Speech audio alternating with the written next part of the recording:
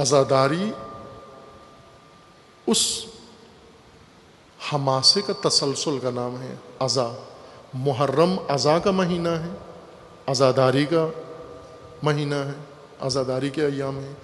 عزا تسلسل ہے قیام سید الشہداء کا، اور قیام سید الشہداء اپنی نوعیت میں، اپنی ذات میں ایک حماسہ ہے، ایک مزاحمتی عمل ہے. اس کی یادگار اس کے مطابق ہونی چاہیے. مزاحمتی عمل کی یادگار مزاحمتی ہونی چاہیے. عزاداری کی روح مزاحمت ہے، حماسہ ہے، شجاعت ہے، دلیری ہے، بہادری ہے، مبارزہ ہے، للکار ہے. یہ روح عزا ہے.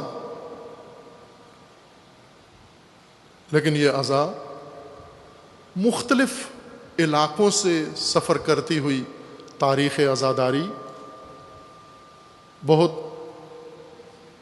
نشیب و فراز والی ہے.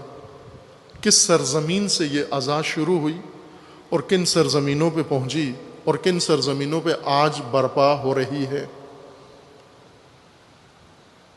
کتنا سفر طے کر کے یہ عزا اور یہ رسا اور یہ محرم ہم تک پہنچا، اور آج ہم مشغول عزا و رسا ہیں.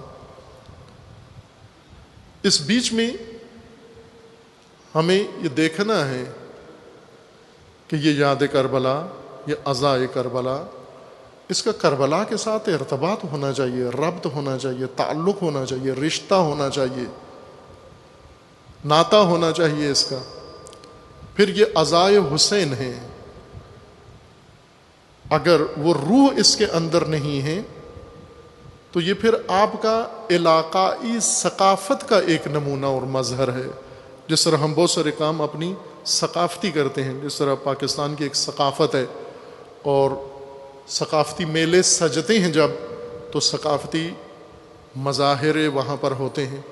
آپ پنجاب کے اندر جب کوئی میلہ لگتا ہے تو ثقافتی طائفے آ جاتے ہیں، ثقافتی نمائندے آ جاتے ہیں. ہر علاقے کی ثقافت کے لوگ اپنی لباس کے ساتھ، اپنی سج دھج کے ساتھ، اپنی پہچان کے ساتھ، اپنے مخصوص اعمال کے ساتھ، اپنی ادبیات کے ساتھ، اپنی تاریخ کے ساتھ دوسری دنیا اور دوسری اقوام کو اپنی ثقافت بتاتے ہیں کہ یہ ہم تھے، ہمارے آباء و اجداد تھے، ہمارا پہننا یہ تھا، ہمارا اوڑھنا یہ تھا، ہمارا کھانا یہ تھا، پینا یہ تھا، ہمارے طور اطوار ایسے تھے، ہم اس طرح سے زندگی بسر کرتے تھے، ہم یہ اوزار ابزار وسائل استفادہ کرتے تھے.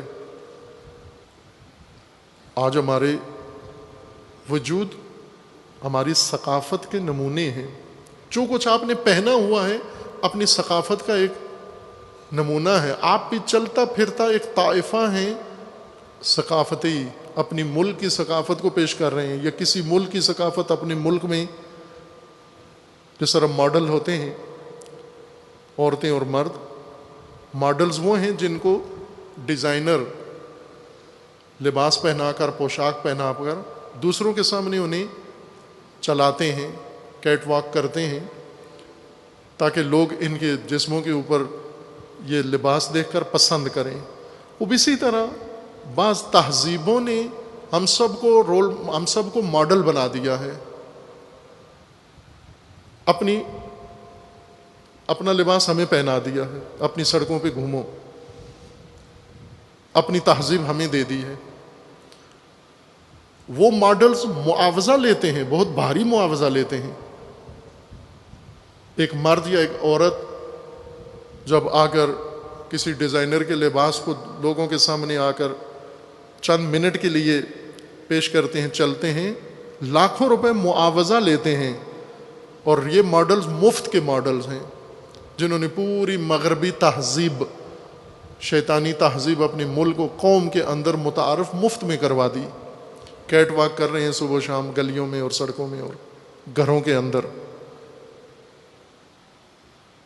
اگر روح نہ ہو عزا کے اندر، روح کربلا نہ ہو، روح عاشورہ نہ ہو، روح حسینی نہ ہو، یہ عزا کسی علاقے کا ایک ثقافتی جز بن جائے گا.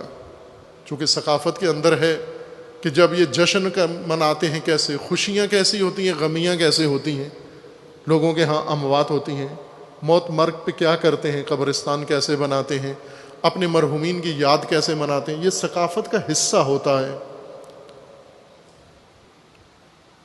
حماسہ روح کربلا ہے، حماسہ رزم ہے، عزا اسی رزم کا تسلسل ہے، عزا بزم نہیں ہے، رسم نہیں ہے۔ بزمی عزا اور رسمی عزا ثقافتی عزا ہے، حسینی نہیں۔ عزاداری میں بہت سارے عوامل آ گئے، اس رزم سے لوگوں نے بہت کچھ حاصل کیا، فائدے حاصل کیے، مفادات حاصل کیے، ہر ایک نے حاصل کیے۔ تجارت پیشہ لوگوں نے سب سے زیادہ، تاجروں نے سب سے زیادہ عزاداری سے فائدہ اٹھایا۔ اس کو ثقافتی بنانا، اس کو علاقائی ثقافت میں بدلنا، اس میں تاجروں کا بڑا دخل ہے۔ ہر طرح کے تاجر، اگر آپ عزاداری میں جو مالی حساب کتاب ہے، جو خرچ ہوتا ہے مختلف امور کے اوپر، اس کو اگر آپ محاسبہ کریں، اہل دانش ہیں، آپ پڑھے ہوئے ہیں یہ علوم، بہت رقم بالا ہے، مبلغ بہت عظیم ہے، اربوں خربوں میں جاتا ہے ایک سال کی عزا میں۔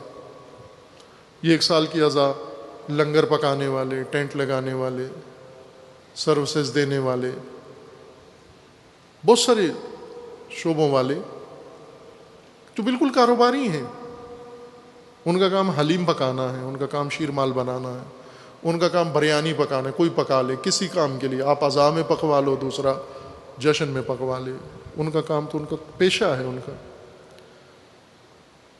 اس پیشے میں پھر پیشہ ور مجلسیں پڑھنے والے، پیشہ ور نوحے پڑھنے والے، پیشہ ور ذکر پڑھنے والے، پیشہ ور عزاداری کرنے والے، تاجر۔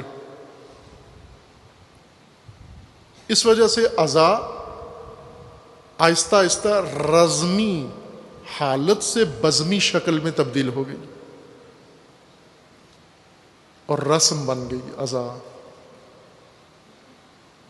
عزاداری مزاحمت ہے، وہ عزا، وہ مجلس، وہ سوگ، وہ مرثیہ، وہ رسا، وہ نوحہ، جس کے اندر یہ روح کربلا موجود ہو۔ جس طرح آپ خطبات سید الشہداء علیہ الصلوۃ والسلام سنیں، مدینہ سے لے کے عصر عاشور تک ایک ایک خطبہ پڑھیں، آپ عرض ہو رہے ہیں آپ کی خدمت میں چند سالوں سے موضوع سخن یہی خطبات سید الشہداء علیہ الصلوۃ والسلام ہیں کہ امام نے کس خطبے کے ذریعے اس حماسہ کا آغاز کیا، اس مزاحمت کا آغاز کیا اور انکار کیا، للکارا۔ پھر اس کے بعد مرحلہ مکہ شروع ہوا، مکہ میں قیام اور اس کے اندر جو خطبات بیان فرمائے، اور پھر مکہ سے خروج کربلا تک۔ اس دوران ہر مناسبت پہ، ہر موقع کے اوپر خطبات بیان فرمائے، اور پھر کربلا کے 8 دن کے قیام کے اندر سید الشہداء علیہ السلام نے متعدد خطبات بیان فرمائے۔ ان خطبات کے ایک ایک جملے کو اگر آپ مشاہدہ کریں تو آپ کو حماسہ، مزاحمت، مقاومت، دلیری، بہادری، شجاعت ہر جملے سے ٹپکتی ہے۔ ہر جملہ فقط حماسی ہے، فقط مزاحمت ہے، اور عزا اس کی بقا ہے، اس کا تسلسل ہے۔ اگر عزا کے اندر یہ چیز نہ ہو شامل، مجلس میں یہ چیز نہ ہو شامل، نوحے میں یہ چیز شامل نہ ہو، سینہ زنی میں یہ چیز شامل نہ ہو، پھر یہ ایک ثقافتی عمل رہ جاتا ہے، یہ عزائے کربلا و عزائے حسین نہیں رہ جاتی۔ آپ کا ایک علاقائی طریقہ ہے جو آپ بجا لا رہے ہیں۔ سجی ہوئی ہے قتل گاہ، بھولا نہیں ہے کربلا، ہر من ناصر